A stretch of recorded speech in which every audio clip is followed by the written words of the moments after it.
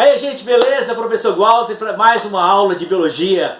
A gente vai ver hoje, já começando o reino animal, a gente vai ver um pouquinho sobre o reino protista, né? Só que o que eu fiz? Didaticamente, eu separei as algas, né, que estão no grupo dos protistas e eu direcionei a aula para os protozoários especificamente por causa das doenças, certo? Então, numa outra aula eu vou falar do reino protista, exclusivamente das algas, ok? Então não se assustem porque eu não coloquei alga nesse grupo, nessa nossa aula. Eu coloquei somente os protozoários causadores de doenças, que é normalmente um assunto certo na prova de você, meu amigo do terceiro ano, PSC, CIS e Macro. Tranquilão? Vamos começar então? Vamos lá. Então eu vou falar do reino protista, né, especificamente dos protozoários causadores de doenças. Então, vamos ver algumas características que são interessantes, porque para poder diferenciá-los dos animais e dos vegetais, ok? Vamos ver algumas coisinhas que são importantes. Por exemplo, o que ele fala aqui, ó, a maioria é microscópica, maioria, não quer dizer que são todos, né? Heterótrofos, poxa, mas tem protistas, algas fazem fotossíntese, por isso que eu tomei o cuidado de separar, nesse caso, ok? Separar, nesse caso aqui, os protozoários causadores de doenças, eles são, a maioria microscópicos, heterótrofos, não fazem fotossíntese. Eucariontes, para separar bem do grupo das bactérias, que o aluno sabe, às vezes ele confunde fungo, bactéria, protozoário, vírus, ele toca o horror na cabeça dele, ok? Então são seres eucariontes. Fica entendido que o material genético ele está guardadinho, diferenciado pela carioteca. Tranquilão? Beleza. Digestão intracelular, né? Digestão intracelular, beleza? Vacúolo pulsátil ou contrátil, eliminação de água, tá certo? Elimina o excesso de água, certo? E podem ter pseudópodos, na verdade é assim. Eles serão classificados, inclusive já coloquei aqui, ó, podem ter pseudópodos, pode não ter estrutura de locomoção, tá? Pode ter cílios, flagelos, tá certo? Então, a classificação é feita normalmente pela estrutura de locomoção. Ou eu posso dizer também que a estrutura de locomoção, ela ajuda a classificar os protozoários. Assim fica muito mais fácil, fica didático para você entender melhor e conseguir colocar cada protozoário, certo, causador de determinada doença dentro de um grupo. É uma coisa mais didática, vai facilitar a tua vida, legal? Então podem ter pseudópodos, podem ter flagelos, cílios. Então a classificação vai depender exclusivamente da estrutura de locomoção, certo? Por isso que eles foram primeiro classificados assim, tá legal? Depois juntaram, fizeram um grupão e tal, que a gente vai ver isso mais adiante, ok? Então vamos continuar? Vamos primeiro ao Filorhizopoda. Filorhizopoda, né? O primeiro filo que a gente vai ver. Podas, pés, rizo, lembra raiz, mas estranho, né? Raiz. Pés em forma de raiz, porque eles saem por eminências assim, né? Muito bem. Quem são esses protozoários? Protozoários são os que se locomovem por pseudópodes. Você pode falar pseudópodes ou pode falar pseudópodas, ok? Podes, pés, pseudo, falso. Então eles se locomovem por falsos pés. Na verdade, prolongamentos da membrana plasmática. Prolonga, puxa para lá, puxa para cá, puxa para lá, puxa para lá, puxa para cá, certo? São os protozoários que se locomovem por falsos pés, né? Muito bem. Vai guardando, principalmente, tentando associar o protozoário ao filo. O protozoário ao filo, tá legal? Muito bem. Vamos ver algumas características que determinam ou ficam bem claras nesse filo. Vamos lá. Características gerais. Observem. Locomoção por pseudópodes. Já havia comentado isso, né? que mais? Marinhos ou dulcícolas. Tem protozoário que vive em água salgada e protozoário que vive em água doce.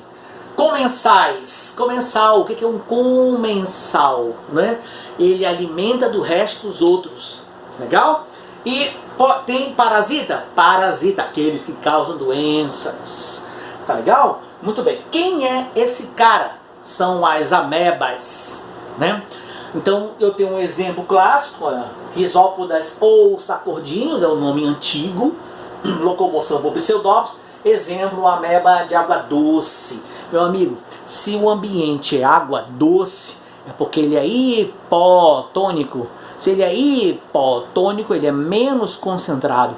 Se ele é menos concentrado, a ameba passa a ser mais concentrada. Sabe o que vai acontecer? A água passa do menos para o mais, então a água acaba entrando no protozoário. Então ele precisa fazer o quê? Expulsar essa água. Por isso que ele desenvolve vacúolo pulsátil ou vacúolo contrátil. Está aqui, ó. Vacúolo pulsátil ou vacúolo contrátil. São estruturas especializadas na eliminação de água do protozoário, controle osmótico. Tranquilão? Muito bem. Aí eu tenho como mostrar para você aqui os pseudópodes já fazendo fagocitose, né? Fagocitose ou pinocitose, englobamento de partículas sólidas ou englobamento de partículas líquidas, certo? Muito bom. Legal? Beleza. Então faz o controle osmótico, controle hidrostático, né? Água, e se locomovem por pseudópodes, ok? Muito bem. Aí eu tenho uma imagem aqui do microscópio, observe, olha, uma ameba fazendo englobamento, olha aí, a fagocitose, a amoeba proteus. Muito bem. Aí quando eu digo, por exemplo, entamoebas, as amebas, por exemplo, né, tem entamoebas gengivales, vive na gengiva, na boca. Né? Então você pode dizer que o beijo ele é na verdade uma troca de amebas, tá? Então entamoeba gengivalis, entamoeba coli, aí tem a entamoeba histolítica, essa é perigosíssima, essa aí na verdade ela é o foco da prova. Vamos lá? Vamos ver então umas amebas parasitas. Tá aí. Amebas parasitas, aquelas amebas que causam doença. Muito bem. A primeira ou a principal, que é o foco das provas, é a entamoeba histolítica. Guarde esse nome. Guarde, não para colocar o nome do teu filho. Guarde este nome porque é uma das amebas mais importantes, mais cobradas nas provas. Entamoeba histolítica. Muito bem. O que ela faz? Ela faz, na verdade, uma destruição no teu tubo digestório. Muito bem. Olha o que eu tenho aqui. Olha. Alimentos, água e alimentos contaminados. Confere? Muito bem. Aí o indivíduo vai e se alimenta. Quando ele se alimenta, ele não come ameba, ele come cistos. Mas o que é o cisto? O cisto é uma forma resistente, ok? A ameba na forma vegetativa, ela só vai ficar dentro do indivíduo, certo? Dentro do indivíduo, lá no tubo digestório, ela vai encontrar um meio espetacular para a sua sobrevivência. Legal? Lá no tubo digestório. Então, o que acontece? Quando ela percebe lá no tubo digestório que as condições ambientais começam a ficar precárias, ela insista, ela forma uma estrutura, né, de resistência, e aí ela é jogada fora nas fezes. E essas fezes, uma vez liberadas no solo, né, vão deixar os cistos vão contaminar quem? As lavouras, a plantação de alface. O cara vai, pega o alface, vende na feira. Você pega o alface, leva para sua casa, né? Não trata o alface como deve ser tratado, né? Com hipoclorito, não é isso? Você não trata ele com hipoclorito e você mete na boca e come aquele x-salada com o alface contaminado com cisto de amebas. Aí você vai sentir aquela dorzinha lá embaixo, corre para o banheiro. O que vai acontecer? Diarreia mucosanguinolenta. Característica das diarreias, diarreias amebianas. Muito cuidado, né? Muito cuidado com o que você vai comer. Então, eu praticamente disse para você o ciclo biológico desse protozoário, né? Então, o que acontece? Nós estamos no Brasil, estamos no Brasil, beleza? Brasil é a terra das amebas. Se você falar principalmente agora na nossa região, aqui região amazônica, na região amazônica você não tem como discutir. É a região das amebas. Ameba, bactéria, fungo é na Amazônia. Não tem como fugir disso. Legal? Então nós estamos na terra das amebas. Então nós temos que ter verdadeiramente um sistema para evitar este tipo de doença. Ok? Muito bem. Doenças veiculadas por água e alimento. Presta atenção nisso, cara. Não vai cair em armadilhas. Legal? Então, o que eu disse, ó, alimentação, bebe água, come alimentos contaminados com cistos, leva para dentro da boca, o indivíduo vai, né, as amebas vêm, percebe que o ambiente é favorável, eclode o cisto, né, a forma vegetativa desenvolve, certo? Faz uma bagunça, na verdade ela faz um tapete de amebas no tubo digestório, certo? Elas sugam o sangue, produzem muco, por isso a diarreia muco-sanguinolenta para as pessoas que têm diarreia. Legal? Muito bem. Quando você faz o exame de fezes no microscópio, né, você não vai conseguir identificar amebas vegetativas, em forma vegetativa, a não ser que você consiga colher fezes ainda na forma diarreica, o que é extremamente dificultoso para a análise, né? Imagina pegar fezes em forma de diarreia. Normalmente as fezes elas não vêm em diarreia, então fica difícil identificar a forma vegetativa. Vai identificar normalmente a forma cística da ameba. Entenderam? Tranquilão? Beleza. Vamos lá. Continuando. Tem de vez em quando aparecem umas paradas meio doidas. Bom, medidas profiláticas, como é que eu faço para evitar a ameba, meu amigo? O que eu faço para evitar a ameba? Bom, medidas profiláticas contra a amebíase. Vamos ver? Primeiro, lavar as mãos. Ah, Walter, eu lavo a mão todo dia. Não é bem assim. Não é bem assim. Precisa lavar as mãos quando? Antes de comer. 2. Depois que vai ao vaso sanitário, depois que defecar. Defecou, lave a mão. Mas não lave a mão, entre aspas, só com água. Precisa do sabonete, precisa do sabão, do detergente. Precisa fazer espuma na sua mão, tirar dentre as unhas tudo que está de porcaria. Então vai ao vaso sanitário, levantou, tomou, lava a mão, beleza, com água, sabão, bastante espuma, e você fica livre disso. Primeiro detalhe, lavar bem as mãos, né? Após evacuar e preferencialmente antes da alimentação. Outra, dependendo do lugar onde você está, o ideal é que você ferva a água. A água deve ser fervida. Mas Walter, a água fervida fica com gosto amargo. Calma, pega essa água, ela vai esfriar, pega uma colher, de 5 a 5 minutos vai lá e dá uma girada nela. Mexe na água que o sabor vai voltar, não vai ficar mais amarga, certo? Muito bem. O que mais? Segundo, primeiro nós já falamos. Primeiro eu falei que era lavar as mãos. Depois, beber água fervida ou filtrada. Legal? Água fervida ou filtrada. Tudo bem? O que mais? Outra.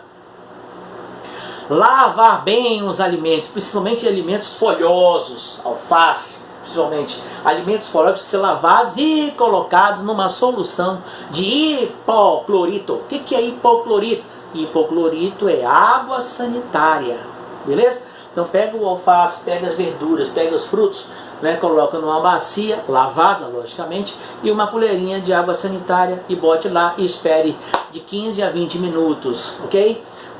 A água sanitária ela tem uma capacidade muito grande de quê? De destruir membranas, destruir membrana plasmática, certo? Por isso que não é aconselhável você pegar água sanitária e ter contato com a mão, porque vai destruir a tua mão. Legal? Então ela é corrosiva, então muito cuidado. Mas para os protozoários é excelente, porque vai romper a membrana plasmática e vai matar o protozoário. Legal, gente? Tranquilo, né? Então dá para acertar essas questões que falam, que podem comentar a respeito da qualidade do alimento, né? Muito bem, vamos ao seguinte. Esse você vai adorar. Observa. Evacuar, defecar. Defecar. Uma criança defecando num ambiente espetacular. É quase o paraíso. Observe. Olha a qualidade do ambiente que a criança está. Não é isso? Então é necessário que ocorra, fundamentalmente, um vaso sanitário com fossa séptica. Fossa séptica. Isso é cuidado com a população. É isso que é fundamental. Certo? 4 itens. O primeiro item qual foi? Lavar as mãos bem, lavar as mãos com sabão. Segunda, ferver água ou filtrar a água. Terceiro, lavar bem os alimentos folhosos, colocar uma colherinha de água sanitária, não é isso? Por 15 a 20 minutos. E defecar em sanitários. Ok? Tudo isso que eu estou falando está relacionado a um problema muito sério que eu já estou quase para arrancar meus cabelos de tanto problemática que nós temos aqui na nossa região. Olha aí, 1 bilhão de pessoas defecam ao ar livre. 1 bilhão de pessoas defecam ao ar livre no mundo. 1 bilhão, 1/6 da população mundial defeca ao ar livre. Para você ter uma ideia. Agora, não te assusta. Observa. No Brasil, 4 milhões de pessoas defecam ao ar livre. 4 milhões de pessoas defecam ao ar livre no Brasil. Imagine, falta de sanitário. Beleza? Muito bem. Esse é um país. Por que falta de sanitário? Se falta sanitário, é porque não tem saneamento básico. Legal? Saneamento básico. Não existe isso. Ou se existe é muito pouco, ou pelo menos não existe vontade política de se fazer um país com resolvido o problema sanitário. Legal? Para você não ficar com raiva, um problema político e de saúde pública. Não é muito fácil a gente botar culpa nos outros, mas o problema de saúde pública no Brasil principalmente é um problema político, porque é daí que são jogados o dinheiro. O dinheiro é desviado, não para resolver os problemas sanitários desse país. Beleza? Muito bom. Bom, nós vimos um filo. Legal? Eu acredito que vocês tenham percebido. Vou fazer uma análise sobre que vocês viram, tá legal? Então a gente vai ver agora um outro filo actinópoda, podas, pés, actino, agulhas, estranho, né? Pés de agulhas, mas esses protozoários, eles são muito interessantes, né? E não causam doenças. Eu coloquei porque ele faz parte do filo e é importante que você pelo menos tenha uma noção. Vamos ver? Ó. Actinópodes apresentam pseudópodes afilados, pseudópodes em forma de agulhas. Os axópodes, sustentados por um eixo central que se projeta como raios em torno da célula. Então, eles são pouco vistos, mas bastante interessantes para a biologia. Bom, dois grupos especiais. São os radiolários e os heliozoários. Rádio, radial, hélio, sol, beleza? Parece com sol, parece com rádio. Rádio não é rádio de ouvir, é radial, cheio de espinhos, ok? Muito bem, vamos lá? Radiolários vivem exclusivamente no mar, constituindo um plâncton. Já falamos isso, né? Na biologia de água doce. Um plâncton apresenta uma cápsula central esférica e perfurada constituída de quitina. Apresenta um citoplasma com muitos vacúolos que alguns armazenam óleos, importantes como reserva nutricional e da flutuação. Legal? Muito bem. Vamos ver uma imagem deles? Vamos ver? Olha só. Lindos, né? Muito bonitos, bonitinhos. Olha aí, né? Bom, os heliozoários são esféricos e podem ou não ser dotados de estrutura esquelética. Eles se diferenciam dos radiolários por não apresentarem uma cápsula esférica central. Vamos ver? Olha que bonitinho. Ó, hélio, lembra Sol. Olha aí, ó. Lembra? Isso é um heliozoário, parece o Sol. Muito bem. Tranquilão, esses dois, eles podem constar em prova, mas não assim numa prova específica, porque eu acredito que numa boa prova de biologia, principalmente num país que nós vivemos hoje, deve sempre direcionar para identificar se o aluno entende o problema de saúde pública nesse país. Legal? Então, vamos falar um outro filo. Filo foraminífera. O filo foraminífero é interessante, principalmente nas bacias de petróleo, né? Vamos lá então um pouquinho. Vamos ver um pouquinho sobre os foraminíferos, né? Dotado de uma carapaça constituída externa, constituída de CaCO3, carbonato de cálcio. Quitina, carapaça com inúmeras perfurações, da quais se projetam pseudópodes, finos e delicados. Vivem no mar, alguns flutuam à forma de plâncton. A presença de foraminíferos está relacionada às rochas sedimentares que contêm petróleo. Então eles são protozoários indicadores de petróleo. Tá certo? Não quer dizer que toda vez que tiver foraminífero vai encontrar petróleo. Não é bem assim, mas eles são indicadores, de bons indicadores de petróleo. O que mais? Olha aí os foraminíferos. Né? Olha um especificamente, todo furadinho, parece uma nave espacial, né? E a rocha de foraminífero, olha aqui, ó, uma rocha cheia de foraminíferos por causa do carbonato de cálcio, né? Então eles são fáceis de desenvolver e aparecer em forma de fóssil por causa da conchinha envolvida, feita de uma carapaça de carbonato de cálcio, beleza? E aí, meus amigos, a gente entra num grupo extremamente perigoso. Por quê? Porque ele é muito cobrado em prova. Eu vou beber uma água que está engasgando aqui, né?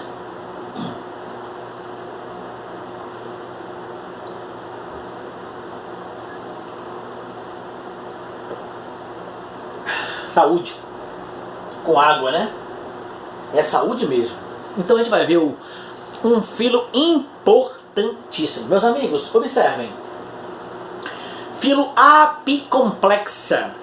Esse filo também já entrou num outro grupo chamado esporozoários. Os esporozoários, ditas que são protozoários que não se locomovem. Eles são exclusivamente parasitas. Tá.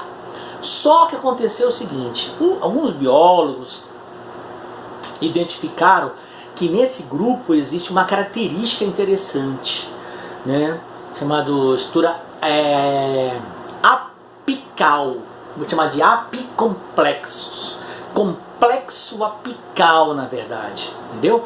Então como eles são caracterizados pelo complexo apical, né, o que fizeram? Bora montar um outro grupo chamado apicomplexa, tá legal? Então, característica principal, não se locomovem. Se ele não se locomove, eles são exclusivamente parasitas. Exclusivamente parasitas, ok? Muito bem. Vamos ver algumas características.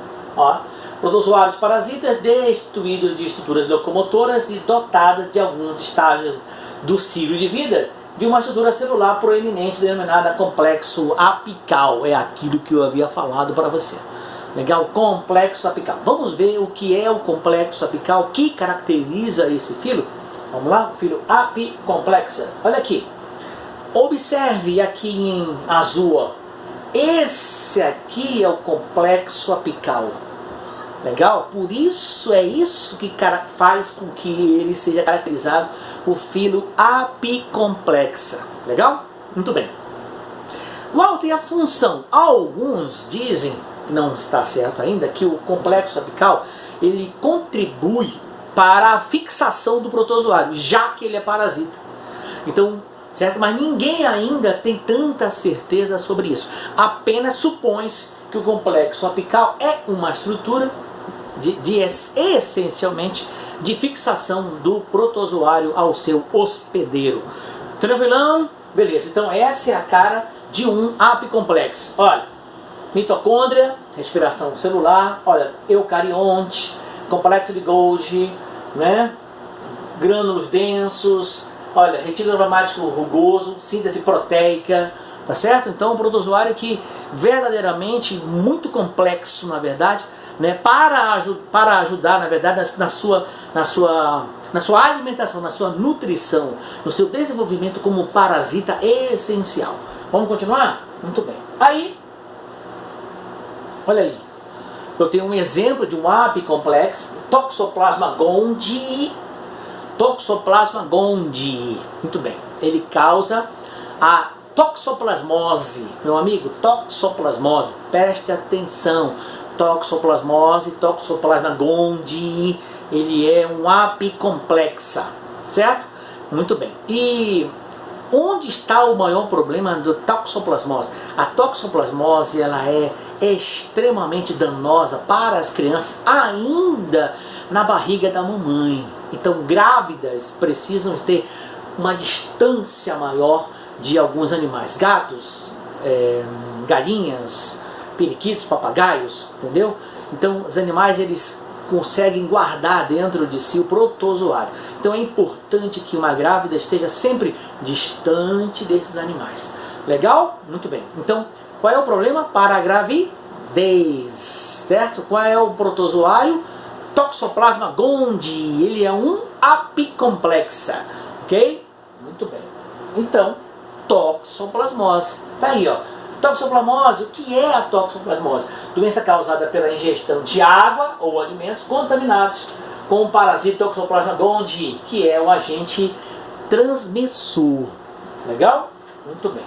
Aí, vamos ver algumas coisas interessantes do ciclo. Então, olha. Ervas do campo ou jardim, plantinhas, boi, porco, rato, gato. O que acontece? Né? Olha, legumes mal lavados, frutas, né? Sujeira na mão, o que mais? Excrementos das caixinhas dos gatos, né? Mão suja, se alimenta, a grávida se alimenta. Ó, contaminação por ingestão acidental. A grávida se alimenta do porco, ela é contaminada, teve contato com as fezes dos animais contaminados com Toxoplasma gondii. Mais uma, ó, Toxoplasma gondii. Principais, gato, rato, beleza? Olha, o cisto dele, o indivíduo engole o cisto, legal? Muito bem, vai desenvolver a doença. Beleza? Aqui fala toxoplasmose, gatinho, mais fezes, inocentes bichinhos, o que acontece? A pessoa acaba ingerindo, vai depender das condições de higiene. Alguns dizem que é extremamente raro, mas se falando em saúde no Brasil, nada é tão raro assim. Legal? Então, olha, o indivíduo vai, se alimenta de fezes e acaba sendo contaminado e desenvolvendo a toxoplasmose. Toxoplasmose é perigosa para quem? Para as mulheres grávidas. O que acontece? Cegueira. Toxoplasmose congênita. Pode desenvolver cegueira na criança ainda na fase embrionária. Então, observe que o Brasil, né, é um país assim que a gente tem, tá vendo um equilíbrio, talvez até diminua, mas é um país que tem muita mulher tendo filho, não é isso? Então é importante das condições sanitárias de saúde das nossas grávidas, certo? Muito bem.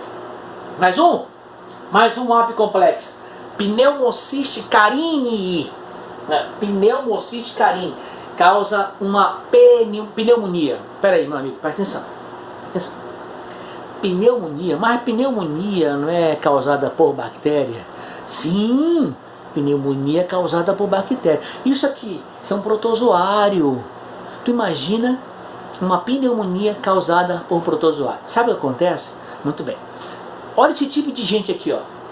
SIDA, síndrome da imunodeficiência adquirida. São as pessoas portadoras do HIV. Pessoas portadoras do HIV têm imunidade baixa, certo? Esse protozoário, ele fica na membrana do pulmão, certo? Quando existe verdadeiramente uma baixa imunológica, ele eclode, beleza? Ele eclode, ele aparece, tá certo?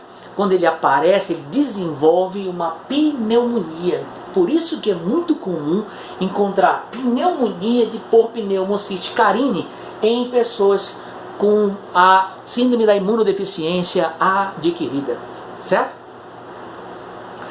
Tranquilo? Segundo, hein? Primeiro, qual foi o primeiro? Toxoplasma gondii. Segundo, pneumocite carine causa pneumonia. Imagina, protozoário causando pneumonia. Tranquilão? Beleza. Acontece quem? Normalmente acontece em pessoas com sistema imunológico baixo, pessoas com síndrome da imunodeficiência adquirida, né? Pessoas com AIDS. Tranquilão? Beleza. Aí nós temos aqui o protozoário. E aí nós vamos entrar num que é extremamente importante para nossos assuntos de prova. Legal? Então eu comecei falando dos protozoários, comecei falando de ameba, amebíase, mostrei o ciclo da ameba, mostrei a forma profilática, né, como evitar a ameba, tá certo? A gente precisa entender fundamentalmente classificar, colocar os protozoários dentro